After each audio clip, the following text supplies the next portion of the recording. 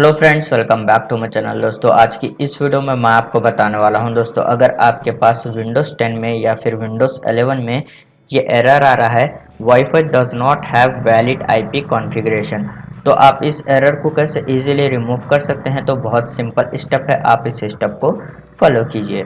सबसे पहले दोस्तों आपको जो है विंडोज़ के सर्च बार में टाइप करना है कमांड प्रॉम्प्ट। उसके बाद आपको इसको राइट क्लिक कर रन एज एडमिनिस्ट्रेटर के ऊपर क्लिक करना है।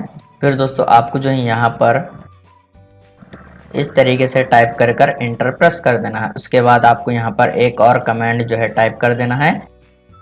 इस तरीके से आपको टाइप कर इंटर प्रेस कर देना है। उसके बाद आप जो है कमांड प्रॉम्प्ट को क्लोज कीजिए।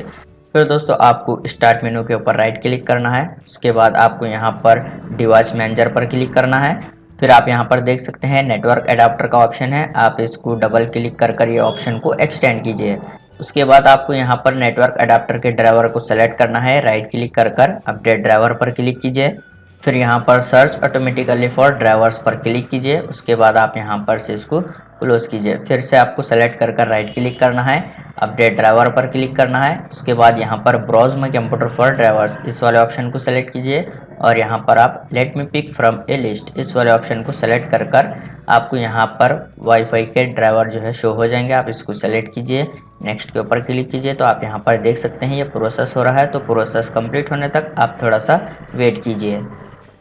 ओके, प्रोसेस कंप्लीट हो गया है, आपको इसको क्लोज कर देना है। यहाँ पर से डिवाइस मैनेजर को भी आप क्लोज कीजिए। उसके बाद आपको विंडोज़ 11 की सेटिंग में जाना है। स्टार्ट मेनू पर क्लिक कीजिए, सेटिंग पर क्लिक कीजिए, विंडोज़ 11 सेटिंग ओपन हो जाएगी। उसके बाद आपको स्क्रॉल करना है, फिर आपको यहाँ पर ट्रबल शूट के ऊपर क्लिक करना है और यहाँ पर अदर ट्रबल शूटर के ऊपर क्लिक कीजिए।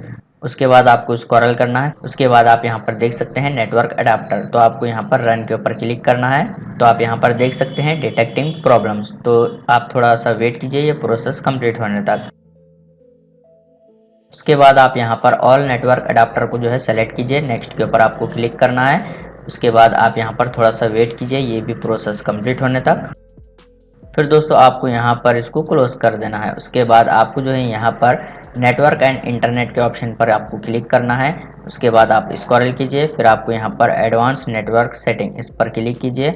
उसके बाद आपको यहाँ पर नेटवर्क रीसेट का ऑप्शन है, आप इस पर क्लिक कीजिए। उसके बाद आपको यहाँ पर रीसेट नाउ के ऊपर क्लिक कर यस के ऊपर क्लिक कर देना है। उसके बाद आपके पास विंडोज़ में जितने भी नेटवर्क थे वो रीसेट हो जाएंगे, तो आप जो है आपके वाईफाई को फिर से कनेक्ट कीजिए। उसके बाद आप इस सेटिंग को क्लोज कीजिए, फिर आप अपने पीसी को एक बार रीस्टार्ट कीजिए, प्रॉब्लम सॉल्व हो जाएगी।